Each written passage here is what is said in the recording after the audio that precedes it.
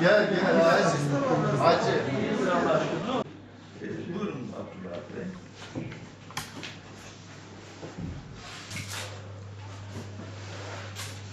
Buradan şöyle çekersen gösteriyorum. Tamam. Şöyle hatta yakından. Evet.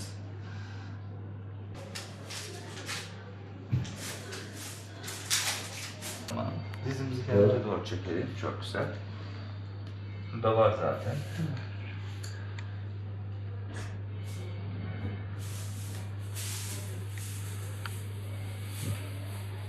Şurası. Aşağı doğru mu iniyordu sizin? Böyle aşağı doğru iniyor. O zaman şuraları da yapalım bu sefer. Proloterapi, iskelet kas sistemi hastalıklarında ağrılı bölgeye dekstroz uygulaması sonrası bu bölgedeki iyileşme sürecinin başlatılması olayıdır. Bugün bel fıtığı, boyun fıtığı, boyun kireçlenmesi, boyunda kayma, onun dışında diz, ayak bileği ve omuz problemlerinde diz kireçlenmesi, dizde bağ yırtığı olan yine omuz kireçlenmesi, omuzunda instabilite dediğimiz olayı olan, onun dışında bel fıtığı, boyun fıtığı, kronik bel ağrısı, onun dışında sebebi bilinmeyen ağrılar gibi birçok endikasyonda kullanılır. Bu uygulamalarına dair çok önemli bilimsel kanıt bulunmaktadır. Yine hamilelerde bile kullanılabilen çok güvenli ve etkili bir tedavi yöntemidir. Tedavinin yan etkisi birçok enjeksiyon yöntemine göre çok daha düşüktür.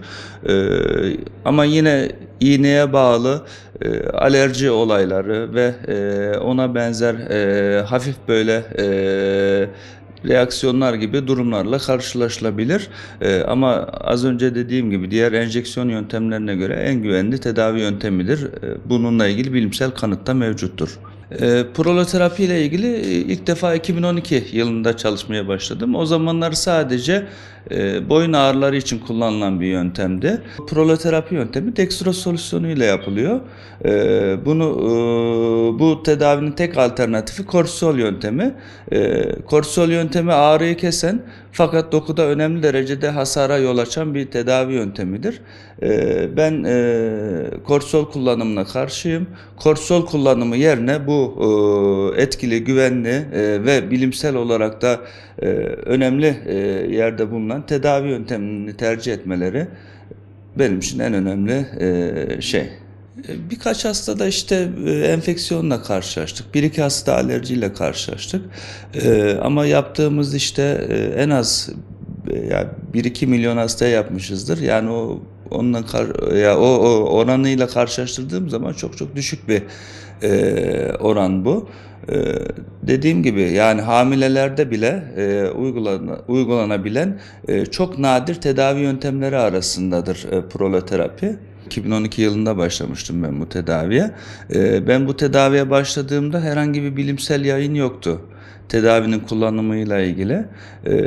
İşte 2012 yılında başladık. 2015 yılında ilk yayınımız çıktı. Bilimsel olarak 7 yıl, tedaviye başlama olarak da tam işte 9 yıl olmuş.